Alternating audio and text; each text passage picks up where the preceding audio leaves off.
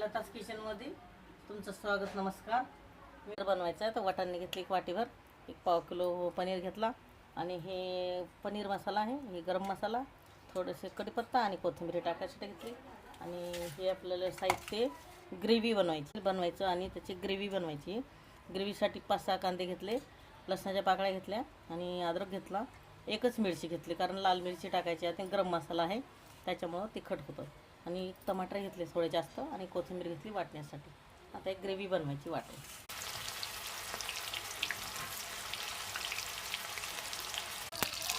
राई जिरं टाकलं,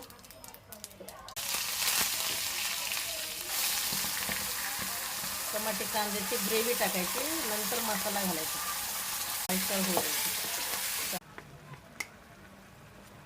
पनीर मसाला, गरम मसाला टाकला, थोडं मिरची पावडर टाकायचं, थोडंसं हळद टाकायचं,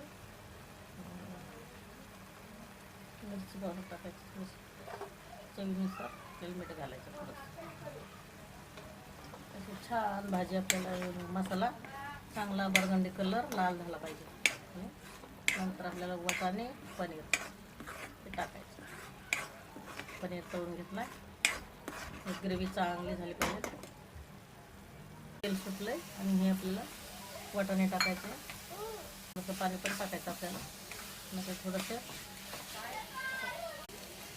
पनीर टाकायचं. पनीर वाटाणे मटर पनीरची भाजी छान झाली, टेस्टी झाली आणि तरी पण आलेली छानपैकी. तुम्ही पण करून बघा आणि शेअर करा. चांगले लागले. धन्यवाद.